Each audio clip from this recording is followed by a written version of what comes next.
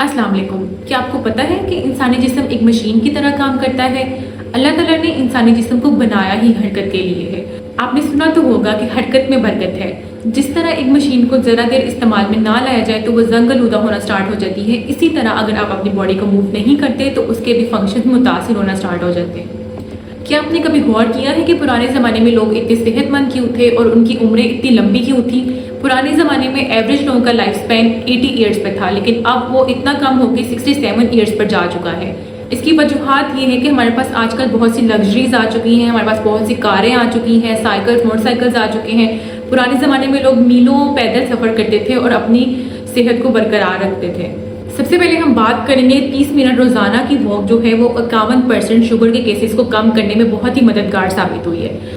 अब हम देखेंगे कि वॉक जो है वो शुगर को रोकने में कैसे मददगार साबित होती है।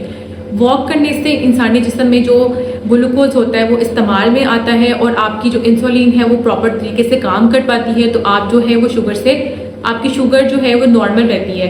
मतलब आप शुगर की बीमारी से बच सकते हैं अगर आप रोजाना 30 मिनट की वॉक को अपनी जिंदगी का हिस्सा बना लें। 30 मिनट रोजाना की वॉक जो है वो 20 से 25% जो है फालिज के केसेस को उनको रोकने में मददगार साबित होती है। वॉक करने से आपकी बॉडी में खून जो है वो गर्दिश करता है, आपकी बॉडी में क्लॉट्स नहीं बनते, तो आप जो है वो फालिज की बीमारी से महफूज रहते हैं। जो है वो आपकी बॉडी में बैड कोलेस्ट्रॉल यानी कि LDL को कम करती है और गुड कोलेस्ट्रॉल यानी कि HDL को हाई करती है। 30 मिनट रोजाना की वॉक या 30 मिनट की वॉक आपकी बॉडी को 11 पॉइंट्स आपका जो ब्लड प्रेशर है वो कम करती है। ये रिसर्च से साबित हुआ है कि वॉक करने से आपका जो ब्लड प्रेशर है वो 11 पॉइंट्स कम होता है। यानी कि जो लोग बीपी की मेडिकेशंस पे हैं, जिनका बीपी बहुत ज़्यादा हाई होता है, वो अपनी रूटीन में वॉक को शामिल करके अपने बीपी को बैलेंस कर सकते हैं, अपने हाई ब्लड प्रेशर को मैनेज कर सकते हैं। अब हम देखेंगे कि 30 मिनट्स की ब्रिस्क वॉक यानी कि 30 मिनट्स की जो तेज वॉक है वो तकरीबन बनती है 4500 से 4000 से 4500 तक स्टेप्स, यानी कि उस इतने स्टेप्स करके हम तकरीबन 170 से 200 किलो कैलोरीज तक लूज करते हैं। तो इसी तरह ये हमारी वेट मैनेजमेंट में भी मददगार साबित होती है। 60% तक ब्रेस्ट कैंसर के चांसेस को कम करती है। कैसे? जो वॉक है हमारी बॉडी में इन्फ्लेमेशन को कंट्रोल करती है, यानी कि हमारी बॉडी में जो सूजन हो रही होती है, इन्फ्लेमेशन काज करी होती है, उसको कम करती है और हमारी बॉडी में जितने भी कैंसर्स वगैरह के चांसेस होते हैं उनको कम करती है। 60% ब्रेस्ट कैंसर के चांसेस को कम करती है और साथ के साथ 50% कोलन कैंसर के चांसेस को कम करती है।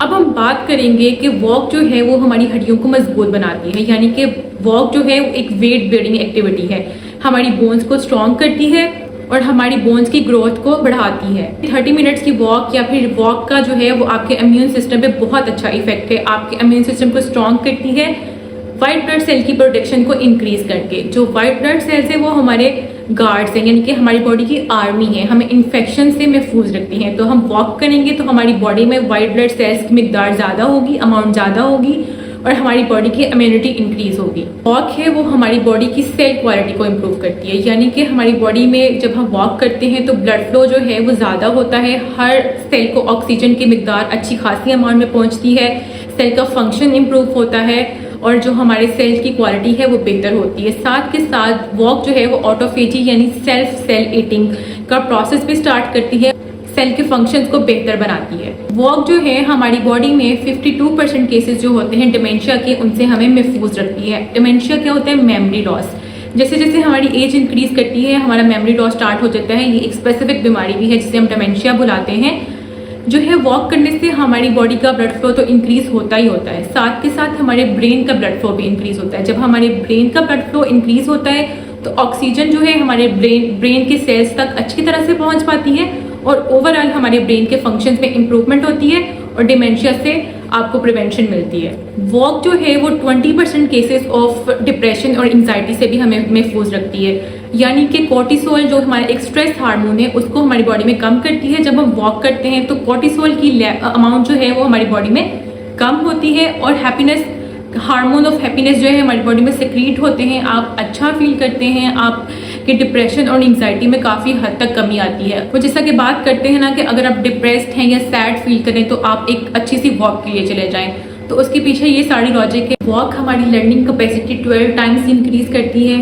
और वॉक हमारी क्रिएटिविटी लेवल को भी बढ़ाती है। वॉक जो है आपको आर्थराइटिस से भी महफूज रखती है और जो अडल्ट पॉपुलेशन है यानी कि हमारे थोड़े बुजुर्ग लोग हैं उनमें फिजिकल फंक्शन को इम्प्रूव करने में बहुत मददगार साबित होती है। अगर आप अडल्ट हैं या थोड़े बुजुर्ग हैं तो अगर आप वॉक पे जाएंगे तो आपके फिजिकल फंक्शन जैसे कि मतलब आपकी जो है बैलेंस स्टेबिलिटी वगैरह जो है बहुत हद तक इम्प्रूव होगी। अच्छा जी, अब हम डिस्कस करेंगे कि वॉक के लिए बेस्ट टाइम्स कौन कौन से हैं वॉक पे जाने के लिए या वॉक करने के लिए।